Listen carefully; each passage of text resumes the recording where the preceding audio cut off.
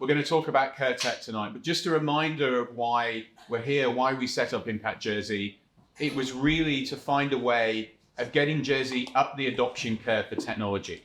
And it's been fantastic to have the support of a number of governments in terms of taking funding and backing these ideas. So tonight you're going to learn about the next program, which is about CareTech. I'll not to spoil it there, but remember, this is your opportunity to understand what the program is, understand how it is going to work, meet people you might be able to work with here, but there are going to be other opportunities to do that in the weeks and months to come, and participate for the greater good. Before we start talking about the CareTech program in detail, I'm going to invite our Minister, Deputy Kirsten Morell. Good evening, and it's wonderful, truly wonderful to see so many people here today and come interested in this from so many different angles. Possibly you're here because you're a care provider, you work for a care provider, you're here because you're a tech firm, you're here because you're just engaged and want to understand what's going on. As Tony said, actually it's kind of hard with the microphone. As Tony said, Impact Jersey is there to try to help us accelerate the adoption of technology in many ways in Jersey and try to help us get to grips with some of the really big challenges that the island faces. And there's no question in my mind that from an economic and a social perspective, our demographic challenge is the biggest challenge that we have. And as an island, we really do need to get to grips with it, quite simply. I'm going to give you a little insight into my life just to show you because a lot of you, especially the younger people, might be thinking, it doesn't matter, old age is a long way away. My world, because my parents' world has been transformed in just the last 2 weeks. And my parents suddenly need a lot of care, which 2 weeks ago they didn't need. As a result, that's had an impact on me and my family as well. And so what I've seen is how none of us can know. We all think that kind of retirement will come and we'll age gracefully and we'll age easily, et cetera, et cetera. But there's reality to life, and it's a hard reality, which is that these things can hit us at any time. As a result, Jersey needs to be prepared to help all of those families and all of those islanders who need that help. But we do know that we don't have the people. We just physically don't have all the people we need to really keep an economy going so that we can care for older islanders in Jersey. And so it's for that reason I'm absolutely delighted that Tony and the team at Digital Jersey and Impact Jersey chose the care sector and care technology as one of their early programs, because I think this is going to have one of the biggest impacts on the island. Just to put Jersey in context, because a lot of people say, oh, but Jersey's got the same problems as the rest of the Western world. That's true, except that Jersey's ahead of the rest of the Western world. This is an area where we may well be world leading. I don't know whether we are or not, but we're close to being world leading. We have a greater proportion of our population that is kind of older. I'm still going to have that conversation, Ben Shenton, about 55 being where age concern starts. But says the 55-year-old on my left. We have a larger proportion of our population aging or leaving aging. We're all aging at the same rate, but leaving the workforce more quickly, let's say, than other countries in the Western world. So it isn't right for us to say, but the rest of the Western world is dealing with it. We'll just piggyback on them. We do need to be ahead of the game. And also, because we're a small community, I believe we can be ahead of the game. I believe we can have impacts here which can kind of resonate through the rest of the world. And I'm seeing this in different ways just through my job as Minister for Economic Development. And one of them is, just in the past year, a number of companies have come to Jersey, which are medical technology companies that are interested in setting up in Jersey. And they're interested because they want to undertake their research and development in the island. And through that research and development, they then believe they can help islanders. And if that all goes well, obviously those products can then go into the wider world. So I think Jersey has opportunities from this as well as challenges. And that's certainly the way that I look at the whole situation. But we need to grasp those opportunities now. This isn't one for 5 years' time. This is something we have to deal with now. So we are here now, and I'm really grateful that you're all here now. Together, we can deal with these challenges. Together, we can make these challenges into opportunities. I firmly believe that, and I know there are people in this room who firmly believe that. So I hope you have a really good presentation and event this evening. I hope you learn a lot. And for those companies that are thinking about applying, please do. Don't let things hold you back. Your ideas could be the ones that actually get funded and really do help make a difference. So this is a time to let go of any inhibitions and, put yourselves forward, put your ideas forward, and Tony and the judges will take you through the process, and then ultimately the judges will make the decisions. But you could have a really big impact on the future of this island. So please listen. Thank you.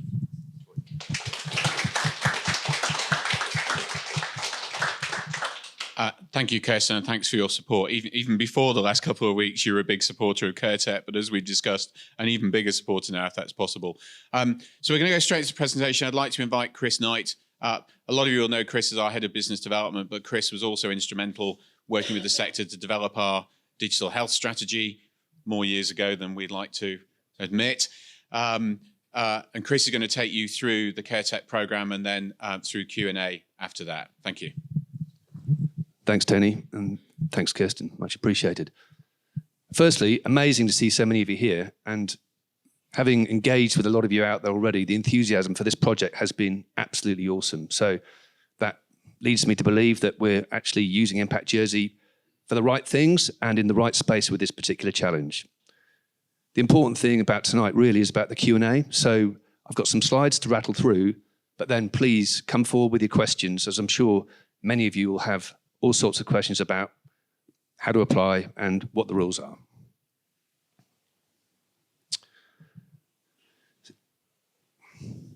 So I think Tony mentioned that Impact Jersey has been going now for about 18 months, and this is the second challenge. And CareTech is the second challenge. Why CareTech? Well, I think Kirsten's alluded to it already. We do have a problem in Jersey in terms of aging population and demographics. And just as an example, I think, was it Dementia Jersey put out a release recently that said we're going to, by 2040, we're going to have, I think, an increase of 50% of people who have dementia. Just one example of how we're going to have to cope as an island with this changing demographic and in a very potentially difficult area. This challenge is quite narrow, although having spoken to everybody out there in this space, I realise that actually within health it's quite broad still. But compared to the first challenge, we've narrowed it down to this health and well-being and to over 65s, the ageing population. Now, as I think Ben would say, yeah, at 55, and I'm well past that, by the way, so sadly I'm in that bracket. We're all going to be hitting retirement about the same time. Looking around this room, probably not too much different. A few youngsters in there. A bit jealous, I have to say. So yeah, we need to deal with it. And this program is all about, I think, kickstarting. That's what Impact Jersey is about. Trying to get some money up front for some innovation to change things quickly, move the dial, and encourage other projects to stand up as well.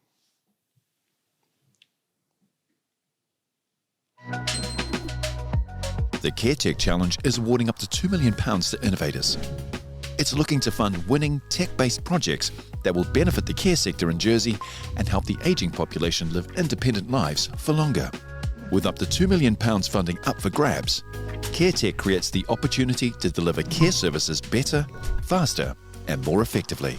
It represents a chance to see true impact from your innovations, whilst networking in one of the most digitally connected places on Earth. One of the most digitally connected places on Earth. And I rest there slightly because all of you here, pretty much, apart from maybe a few who have come over kindly for this event, you know this already, right? It's a great place to live and work, great work-life balance, 100,000 people, great test bed. Digital Jersey's been banging on about this for a few years now. Use Jersey as a sandbox, fastest broadband in the world. Amazing, right? So why would people want to come here? Look, it's a great place to test, launch technology and scale it. That's why we're encouraging not just islanders to come forward with this tech, but off-islanders as well. We know that there are solutions out there worldwide. we want to bring the best of breed to Jersey to work with our care community, partner up, and enter this challenge. Got some use cases up there. It's not limited to those. Those are just some examples that are already out there and mature in the market that make a big difference. I mean, we talk about care dependency ratios going up. Technology can help that. And productivity, helping carers to deliver their services more efficiently is really, really important.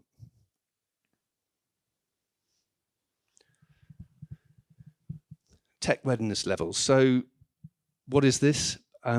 This tech readiness levels were invented by NASA. It's just really an idea of how you can rank technology from research and development at 1 right through to a proven commercial model at 9. And we're aiming at TRLs 7 to 9 for this particular challenge. The reasons being are we want to move the dial quickly. There are risks around testing brand new innovative technology in particularly the health environment, not to mention regulations, etc. So whilst we're not ruling out absolute innovation, the judges might look for potentially smaller projects that could be really interesting and exciting, but really we want big projects that can help us move the dial quickly.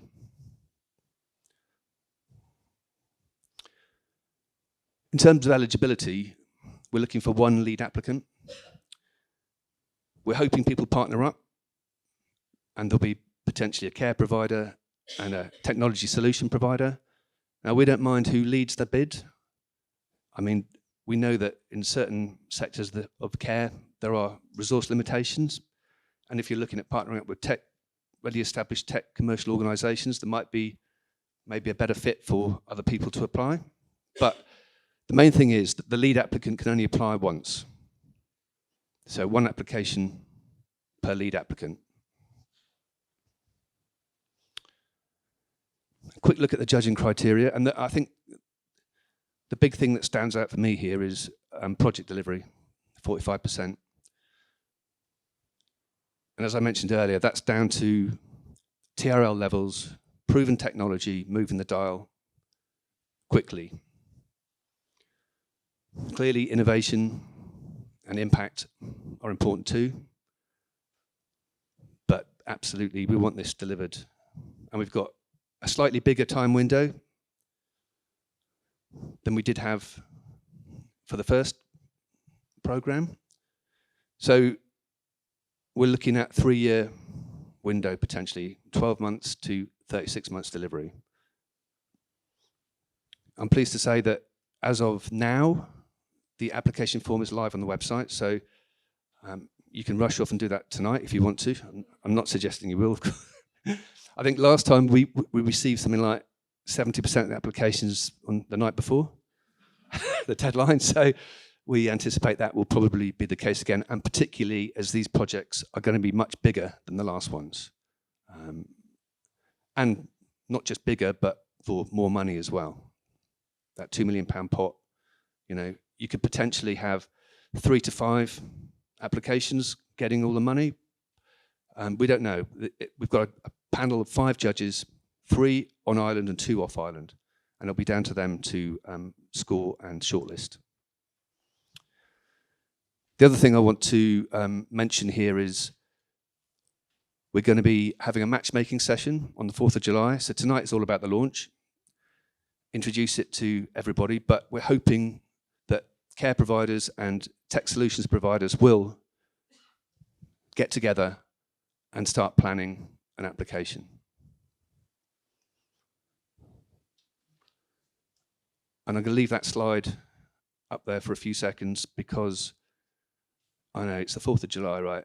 I didn't know at the time that Rishi was going to be pulling a fast one. And having gone through a number of dates, it was too late to change it. And to be honest with you, I know we do have some solutions providers coming from the UK, but the ones I spoke to, this wasn't going to affect them anyway. So we're going to push on with that date. And I'm voting, by the way. First time in 30 years, I'm allowed to vote. From the Channel Islands. Amazing.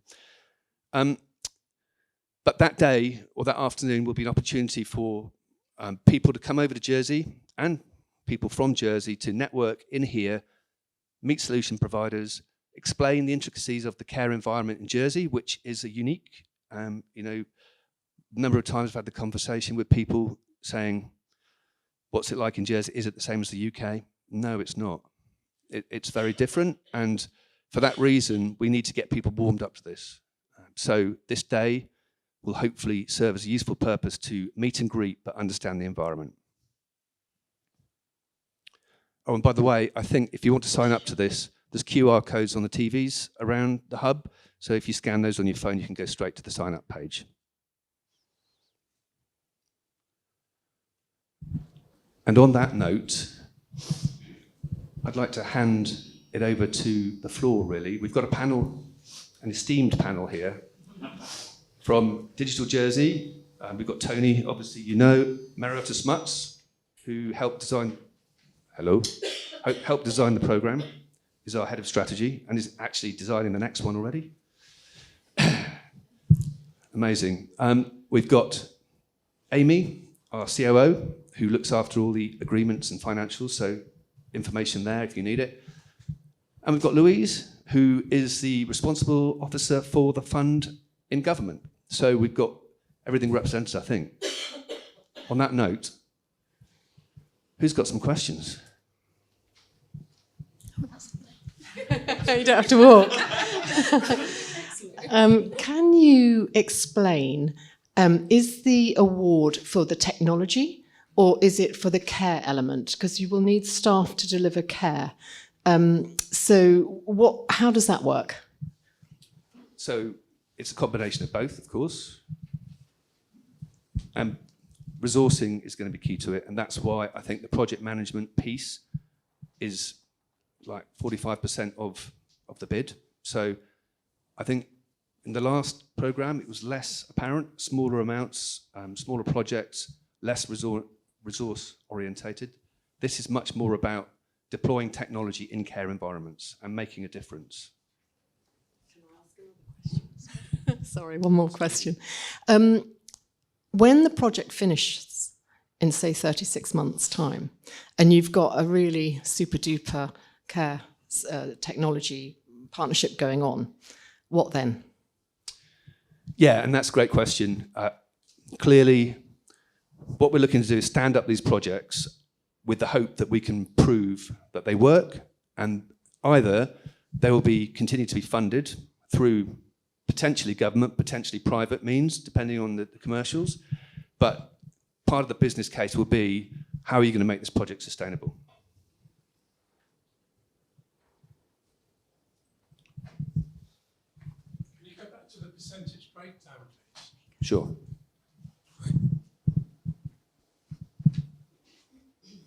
So.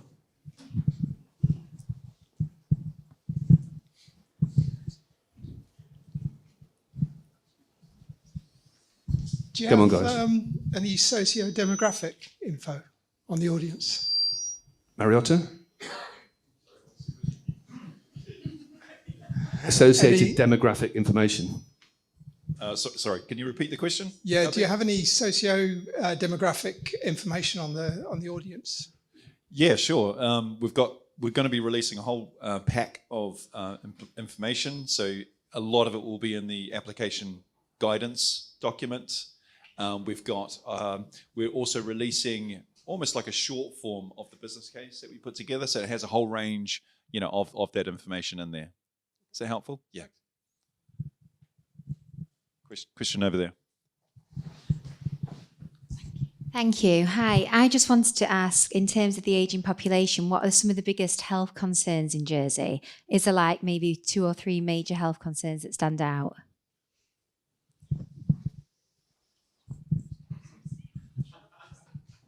Hi. I don't think you can sort of narrow it down to 2 or 3. There's a whole range. One of the things that we know about humans as we grow older, there's a lot of comorbidities which really constrain someone's life. And so there's a whole lot of like I said before, there's a whole range of information we'll put together in the pack.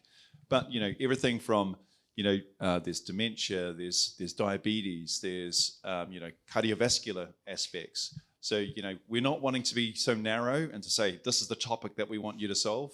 Actually, it's about the health outcomes. It's about living as independent as you can, as possible. And I think that's what we're trying to be quite mindful of. It's not just about one condition. It's about trying to enable someone to live their life as best as they can.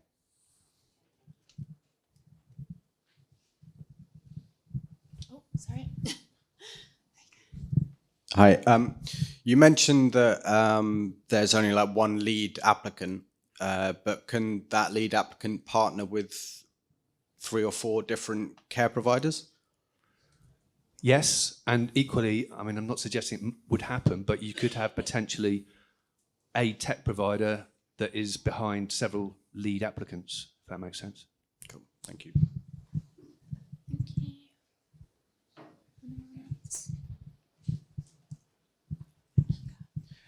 You've focused the presentation and the name of the program on care particularly.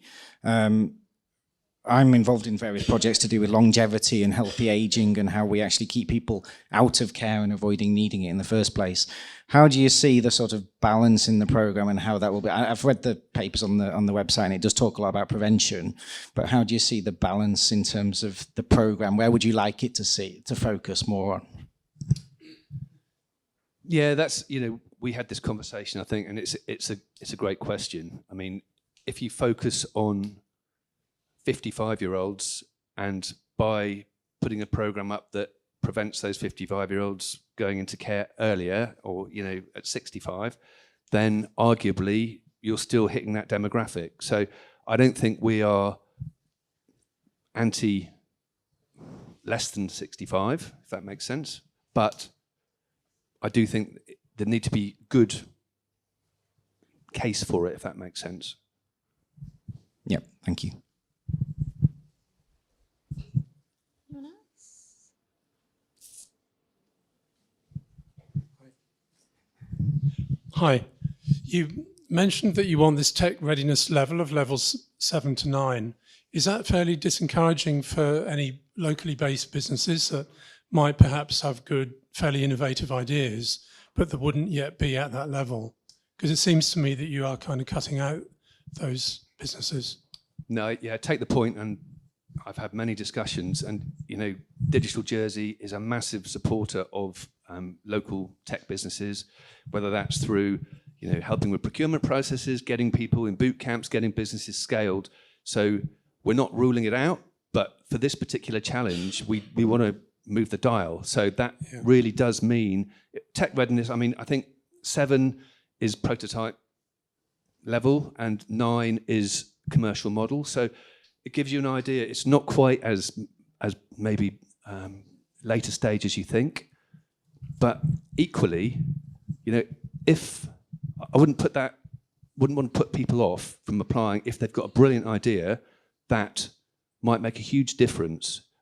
I would say put it in, let the judges have a look at it, and if they decide that this is a project that would be a fantastic opportunity for Jersey to test and develop, then they might well allocate a smaller amount of funding for that. So we're concentrating on 7 to 9, but not ruling out earlier.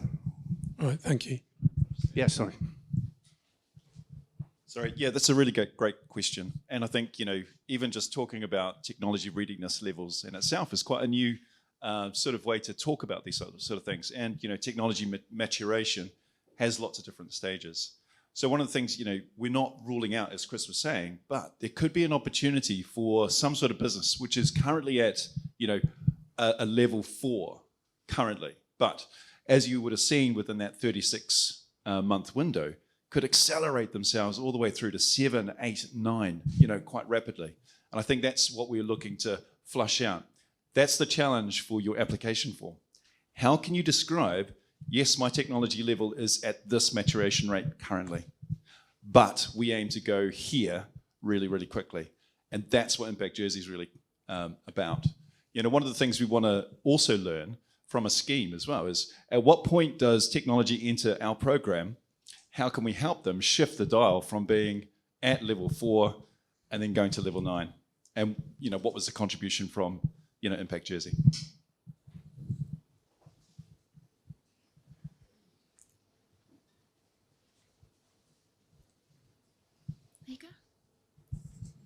Thank you. Following on from that question about TRL levels, hardware, would you be not looking at all at any kind of hardware products that are being developed by companies with a massive software and AI component to it? So when you say being developed, do you mean you're literally at R&D stage, or are you Prototype stage, but it needs to get up if to you're at MVP. prototype stage, I think the bid could contain anything. It could be hardware, it could be software, combination of the two.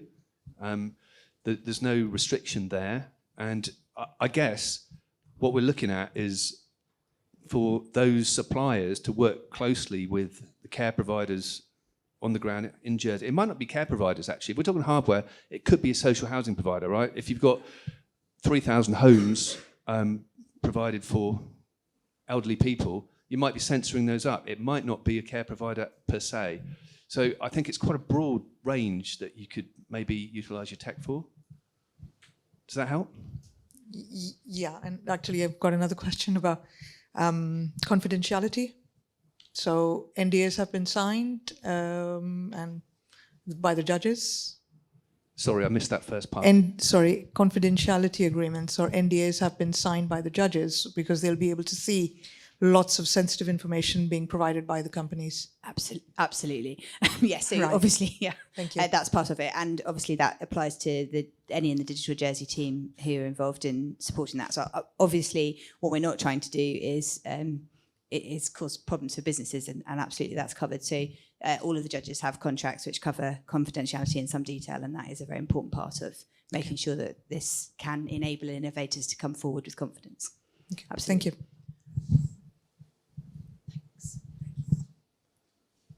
And just while we're on it, the judging panel, we thought long and hard. We spent a lot of time recruiting, getting the right blend of local on-island judges with off-island experience and international experience.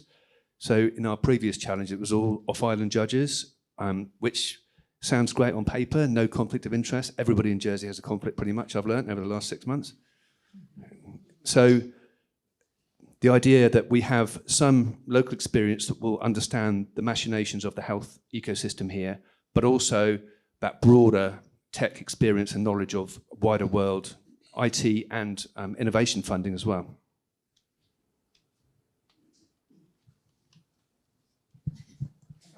No, that's fine. Will the judges' details be shared on the website? Their CVs? TBC. So again, along with the confidentiality, we are probably looking to keep that to ourselves until at least we get to the end of the judging process. Am I right in thinking that? So even without names, we won't know what their CVs are or what their experience is and their background? That is literally a live question today, which we haven't. So we are still debating that. But there's a benefit to releasing information about the judges, so everybody can see them. There's also risks associated with that. Last time we didn't. We're still thinking about that. Obviously, you will know before any grants are awarded who has been in a judge. But we're still trying to work out what's the best way to make sure that people can have confidence in the programme, but also that we are managing sort of any risks around kind of sharing information. So at the moment, we're not going to publish it today. It is a matter for us to sort of work through, but we're happy to talk about it separately. Thank you. Thanks. Any more? Thank you. Thinking about a team application, any problem with... Sorry. A team application, any problem with people coming from different jurisdictions internationally? I think as long as it's deployed in Jersey, we don't have a problem where the team sits. Okay, because I already know people that are working in the environmental and social well-being sector. Absolutely, and I think we're having spoken to a lot of people out there in the sector. There are already partnerships in place, and there won't necessarily be deliberate matchmaking. They might already have identified their partner they work with them already, and they've got this is a good way to expand their product base or to bring new services in. So absolutely, as long as the products or services deployed in Jersey, we're happy with that. Okay, thank you.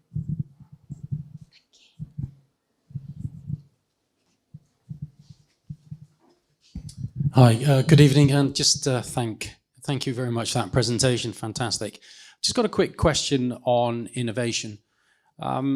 What's the view on the IP that's going to be created? Having been in innovation many years and had the challenge by partners, governments, universities that we have to share the IP. What's the view? Well, in terms of Digital Jersey, we don't want any involvement in IP. We, in fact, whatever course we take in the digital sector, we know how crucial it is that IP is retained with the business.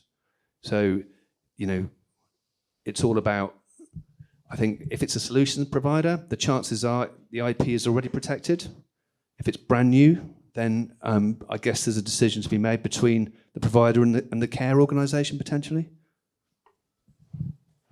Just to add to what Chris said, I mean, this is something we considered in the first round, and I think I say this before Alex Curtis, who's hiding at the back, makes a comment about this. Chris is right that we respect the fact we're not going to get a lot of bidders if we start to put too many rules in about taking IP. But what we will ask the judges consider and have done before is to make sure the benefit of the programme is reaped as widely as possible on the island.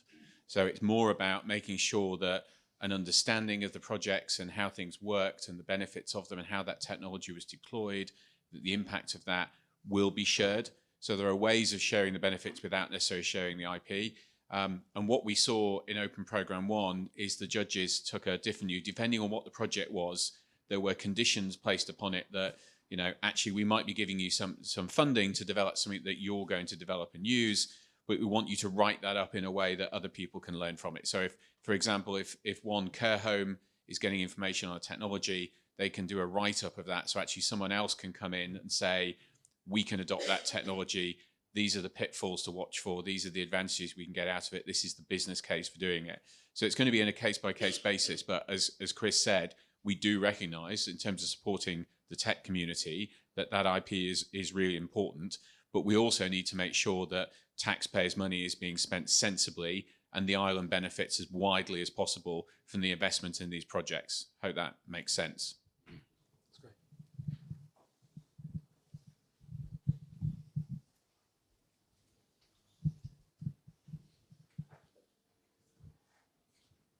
Any more questions out there?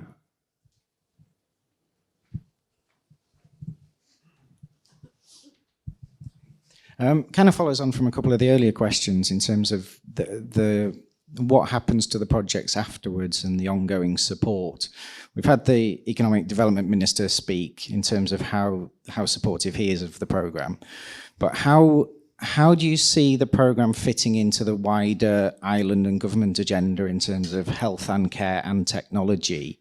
And I think we all know how challenging it's been to deploy technology within the health sector on the island, and I think this is a fantastic way of driving that forward.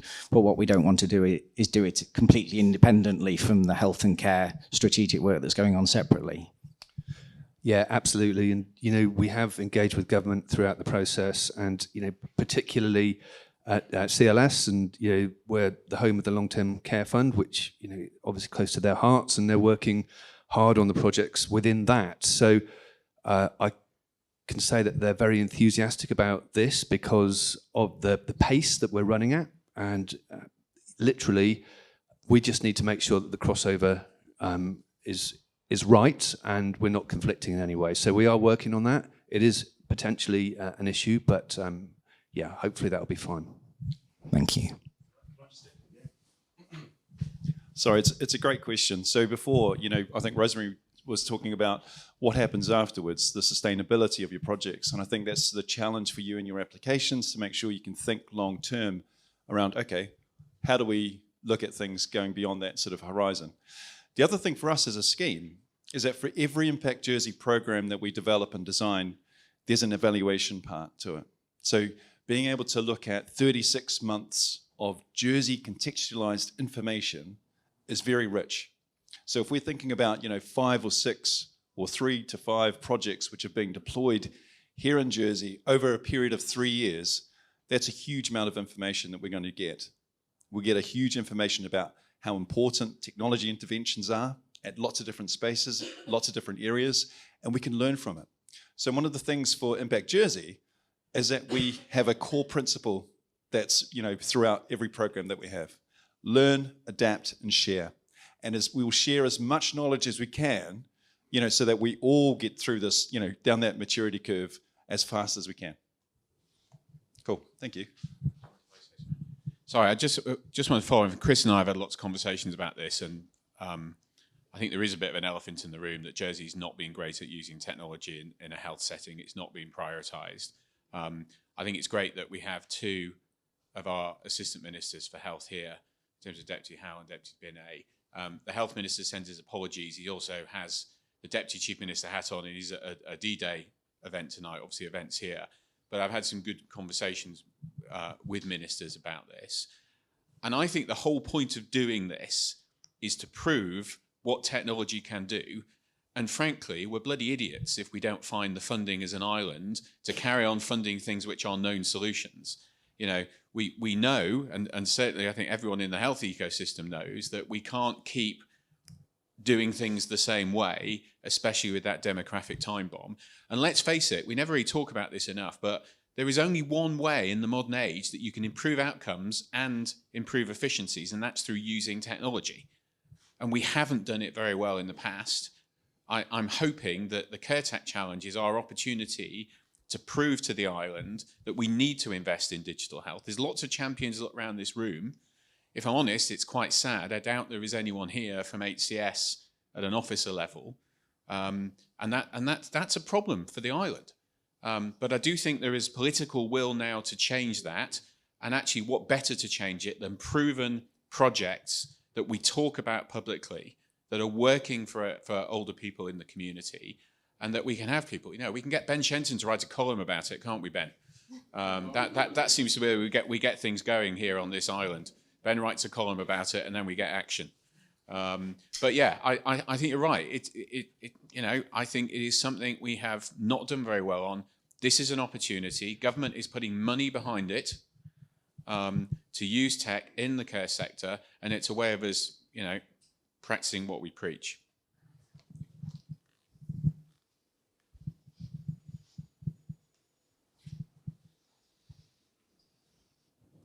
Is that a wrap? Any more?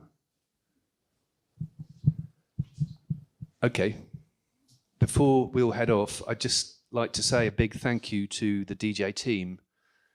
Just to get this project to this point of launch has been, a monumental effort, which really is at the side of the desk as well to a degree, so not part of the DJ business as usual. And the support across team has been amazing. So thank you guys for all your help thus far and to take it to the finish line. Thank you. And thanks for coming, guys. Appreciate it.